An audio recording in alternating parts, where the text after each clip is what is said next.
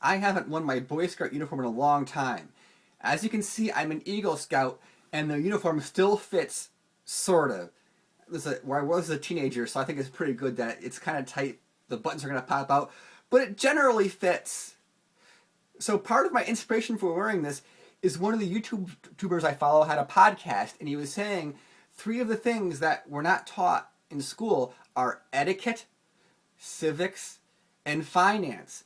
And in fact, I think we're being taught the wrong lessons on these things from the TV. Now, in the 80s, when I became an Eagle Scout, being a Boy Scout was something that was mocked and marginalized by the crowd of that age group. And it seemed that the mass media was feeding this as the whole thing about being a Boy Scout was to be, it's humiliating, and it was to be a Boy Scout. I thought that was terrible because I took 3 merit badges on citizenship, right? In order to become an Eagle Scout, you have to get 3. You have to earn 3 merit badges on citizenship.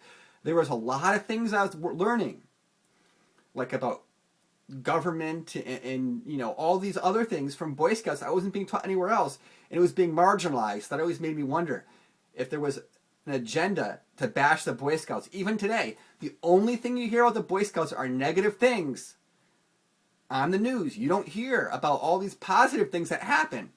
I mean, the Boy Scouts do a lot of good public work that is ignored, and instead they are marginalized, and it's okay. Anyhow, so I saw this video. It's called Ron Paul's Gold Investments, Wiping Him Out.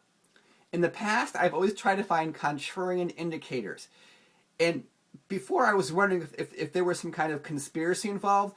But now my sentiment is that it's not intentional. What happens is because the crowd is always wrong on things like investments, and the media gets its money by pandering to the crowd. Therefore, the media is going to pander to the crowds and who's wrong. So therefore, the media is going to be kind of wrong. And of course, it's not going to be an exact correlation. So like when Sam Cedar, who seems like a liberal kind of guy, and he's always looking at ways to take, pot shots at like libertarians, which is kind of funny because when I was younger, and I would say libertarian, a lot of people think that meant liberal because they didn't really know anything about politics. That's a different story. But anyhow, so this guy's kind of like gloating. And I said in previous videos, when you see the gloating on one side of the trade, pride goeth before the fall, right? So it seems that the stuff rallies, gold rallies, just as the gloating happens from the people who are really not against gold, and vice versa. Like when something's soaring high and people start gloating and bragging about their gains, that often is when the thing will fall. So now, as I said, I don't think that Sam Cedar is intentionally being a contrarian indicator. I think what happens is that, but for someone who isn't in the gold market, by the time news of gold gets to them, they've already had yesterday's news, and yesterday's news is usually wrong compared to today's news. So perhaps this is kind of a way to look into the public sentiment about what's happening, and maybe that's a good sign for gold. I'm just guessing, but anyhow, it's I think the video's wrong in the fact because from what I have watched on Ron Paul, he was talking about buying gold long before it took off. So yes, while his gold investment lost money in the last year, it is still way up from his original buy price, which means the idea of gold investments wiping him out doesn't make sense because unless he decided to make a lot of bets in the last year, he's still way tremendously up from his gold earlier, especially from his gold from the early 70s. He bought gold like under $100 an ounce or something amazing like that, $40 an ounce, I don't know. So I do want to say about when you see some of this bickering happen among these pundits, I wonder if that's really the case. So, as I said before, I was in the Shift for Senate campaign. Let me get one of the posters, one of the signs we had handed out. Right now, this is the past, right? My political beliefs have kind of shifted or whatever. But I saw firsthand the political process, the whole Peter Schiff process. So one of the things I did on the campaign was to enter the business cards of contacts into a database, the Peter Schiff friendly contacts. And guess what card I put myself into that database?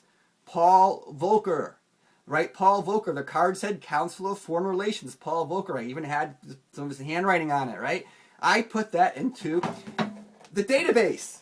So that made me realize that perhaps there wasn't a yin and yang, black hat versus white hat economist thing going on in the world. Because after all, Peter Schiff and Paul Volcker's friendly to Peter Schiff.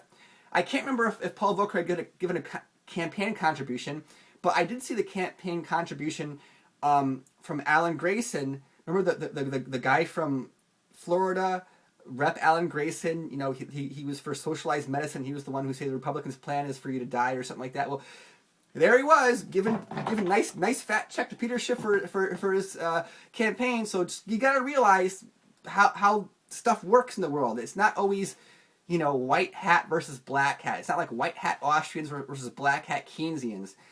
I saw a clip, I mentioned this like 2 years ago, where Ron Paul and Volcker were talking, and Volcker was respectful to Ron Paul, and Volcker said, you know, you might be right about something, right? I saw that in the video. You know, I saw in the video how Peter Schiff asked Paul Volcker a question. There was some meeting, Peter Schiff was invited, Peter Schiff got to ask questions, and Paul Volcker answered, and it was a whole respectful exchange. So I just want to warn you about the people who cast about Austrian set in stone, Keynesian set in stone.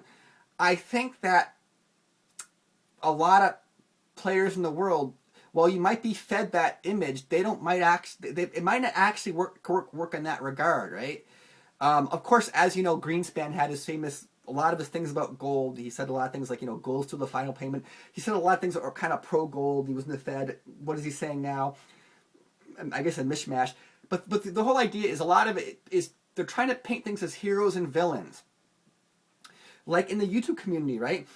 For example, I was shocked that I said I talked with so-and-so on Skype, and all of a sudden, this little group of people are now saying that, you know, me and him we're in cahoots, we're buddies, we're allies. That's not how an industry works, right? If you have a job in an industry, if you do something, anything in life, right? What happens are the people in the same field will communicate with each other, right? Like we've seen Schiff and Volcker, they're in the same field, they communicate. I communicate with many other YouTubers. It doesn't mean we're in cahoots with each other, right? It doesn't mean we agree on everything.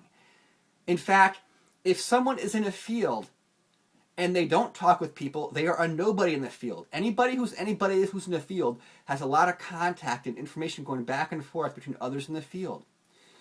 I'll end you off on this. I think I said this before, is that when Bill Murphy first got involved with silver, he had this phone call, and I was invited.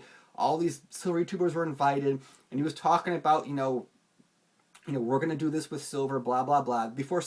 Right on this cusp of silver taking off, maybe it was like 19 or 21, I don't remember the exact price. So I asked him a question. I said, you know, Bill Murphy, what do the JP Morgan traders say when you talk with them? Because, you know, he's in the field also.